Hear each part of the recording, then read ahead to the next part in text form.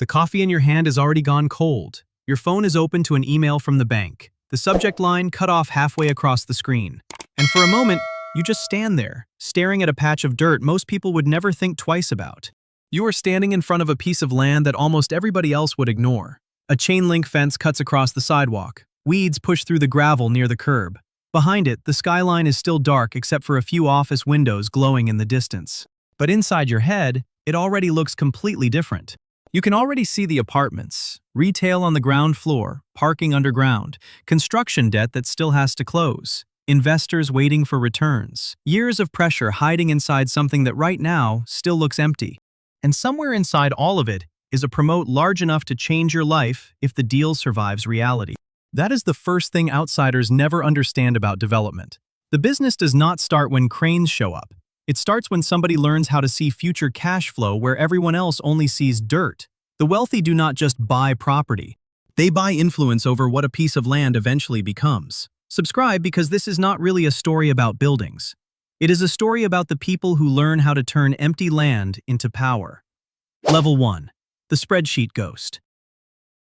At 23, your world is fluorescent lights, cold coffee, and Excel tabs. You sit in the office before sunrise with a spreadsheet glowing across your face while the rest of the floor still feels asleep. Somewhere inside the model on your screen is a decision that determines whether a project moves forward or quietly disappears forever. Your title is Development Analyst, but your real job is finding the exact place where a deal breaks apart. You check rent comps, construction costs, taxes, parking ratios, exit cap rates, and dozens of assumptions that look harmless until somebody asks you to defend them. Every number inside the model is an argument against reality. And that becomes the hidden truth of the first level. You are not learning how to make money yet. You are learning how easy it is to fool yourself with a beautiful spreadsheet. Most days, you feel invisible. Senior people present work you stayed late building. Meetings happen around you instead of with you. When the numbers work, nobody says much. When they fail, you are the one still sitting there after midnight fixing them. Then one morning, after weeks of revisions, you send a model to your senior expecting more corrections. But nothing comes back. No edits, no comments, just a forward to the director. And you stare at the screen longer than you should because, in this business, silence is sometimes the closest thing to respect. And once you understand why most deals die, you stop chasing every opportunity. You start looking for the rare ones strong enough to survive reality. Level 2. The Land Hunter.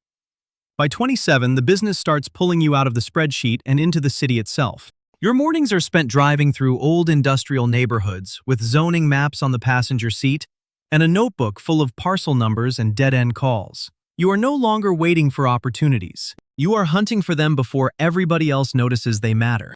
Not the polished sites already listed online. The overlooked ones, a warehouse beside new apartments, a repair shop near a future transit line. Streets where the buildings already changed, but the owners still think the neighborhood belongs to another decade. So you start calling people, garage owners, families who inherited land decades ago, small business operators who never imagined developers would want their property. And quickly, you realize land is never just about land. It is memory, pride, fear. The feeling that selling today means somebody else becomes rich tomorrow. That becomes the hidden truth of sourcing.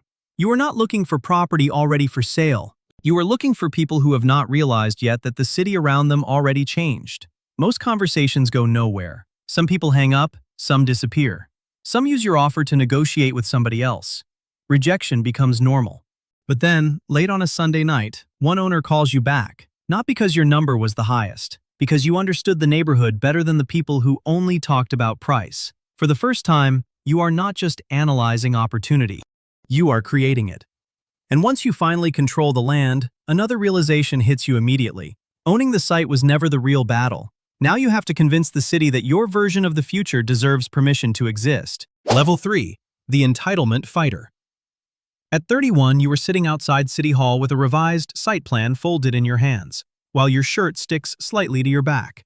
Inside that building, a planning board is deciding whether your project moves forward or dies before construction even begins. This is where development stops feeling like pure finance. Now you are dealing with politics, neighborhood pressure, public hearings, council members protecting their image, and residents who do not care about your returns. They care about parking, rent, noise, and whether their street still feels like theirs. And very quickly, you realize something uncomfortable. A project can make perfect financial sense and still fail politically. Your lender can support it, your investors can support it, your spreadsheet can support it, but local power can still kill it completely.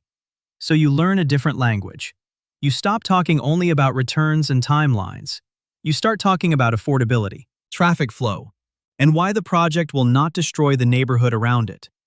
The emotional cost here is pride. You sit through hearings where people who know nothing about finance still have the power to damage years of work in a few emotional minutes. And after revision, the city finally approves the project. Not because they love it, because you made it difficult enough to reject. And the second approval comes through, another reality hits you immediately. Permission is not capital. The next fight is convincing the money. Level 4. The Capital Translator. At 35, the project has already survived the land search, the hearings, and the politics. But none of that matters if the money never arrives. You stand in a hotel room the night before an investor pitch, with an investment memo open beside your laptop and a blazer hanging over the chair. The room is quiet, except for the sound of the air conditioning and the occasional vibration from your phone. Tomorrow, you have to sit across from investors and convince them that you can control things nobody truly controls. Construction costs, interest rates, leasing demand, timing, human behavior. At this level, you learn the real language of capital. Investors do not just ask how much they can make, they ask how they can lose. What happens if rates rise? What happens if leasing slows? What happens if the contractor misses schedule? What happens if the market changes halfway through the project? That becomes the hidden truth. Capital is not afraid of risk. Capital is afraid of people who do not understand risk clearly. So you learn to perform calm. Your stomach tightens, but your voice stays steady. You stop overpromising because one confident sentence in a pitch room can come back years later in a much colder conversation. Then one day, an LP calls you directly instead of calling your boss. And from that moment, something changes psychologically. You are no longer just supporting the deal. You are part of the trust chain. And once capital starts trusting you, the challenge changes completely. Raising money is only the beginning. Now you have to keep that money alive when reality starts pushing back. Level 5. The Risk Manager. At 39, the job starts following you home. You are halfway through dinner when your phone vibrates under the table. A message from the contractor. We need to talk before tomorrow. You step into the garage while the contractor explains that costs are rising, the schedule is slipping, and the next bank draw could be affected. Suddenly, the model you defended months ago feels very far away from the reality you are standing inside now. At this level, you are no longer allowed to panic publicly. Your team watches your reaction. Investors listen carefully to your tone. Everyone wants confidence from you, even when you are still trying to understand how bad the problem actually is. That becomes the hidden truth of risk. Risk never disappears. It just moves closer to your life. First, it lived inside the spreadsheet. Then it lived inside meetings. Now it lives in your phone calls, your sleep, and the feeling in your chest every time the phone lights up unexpectedly. The emotional cost is presence. You are physically home, but mentally still at the construction site. The bank meeting, the investor call. A ringing phone no longer feels neutral. It feels dangerous. And this is where weaker operators start hiding problems. But you do the opposite. You call the LP before rumors reach them. No spin, no fake confidence. Just the problem, the exposure, and the plan. They are not happy, but they stay. And when you protect trust during difficult moments instead of only during good ones, the market starts giving you something more dangerous than money. Reputation. Level 6. The Reputation Operator. At 43, people have started treating your name like an asset. You walk into an industry dinner, and nobody says who matters out loud. You see it in who gets quick replies, who people wait for before speaking, and whose opinion quietly changes the direction of the conversation. You have had enough successful exits for brokers to send you deals early, and investors to ask what you think before making decisions elsewhere. But reputation does not only open doors, it also paints a target on you. Weak deals start arriving because people think your name can rescue them. Investors call about rumors before you even hear the rumors yourself. Younger people on your team look at you like you have certainty, when most days you are simply making better guesses under pressure. That becomes the hidden truth. Reputation is not a reward. It is a debt you keep paying every day, and the emotional cost is trust. You stop knowing who respects you, who needs access, and who simply wants to borrow your credibility for their own advantage. Isolation does not come from silence. It comes from too many people calling with motives you cannot fully read. Then one project starts slipping, and protecting the platform means letting someone go. For the first time, your success directly hurts another person. And once your reputation becomes strong enough, a harder question starts appearing in your head more often. Are you still building wealth for yourself? Or are you still building it under somebody else's name? Level 7. The Independent Sponsor. At 47, you sit alone in a temporary office with no company logo behind you. No large team. No institutional platform protecting you if something fails. Just a desk, a term sheet, an operating agreement, and your name attached to all of it. Investors are not betting on the firm anymore. They are betting on you. From the outside, that sounds like freedom. From the inside, it feels more like exposure. If the deal wins, the upside finally belongs to you in a way it never did before. But if it fails, there is no institution large enough to absorb the blame first. Your judgment becomes the story people remember. That becomes the hidden truth of independence. Freedom does not reduce pressure.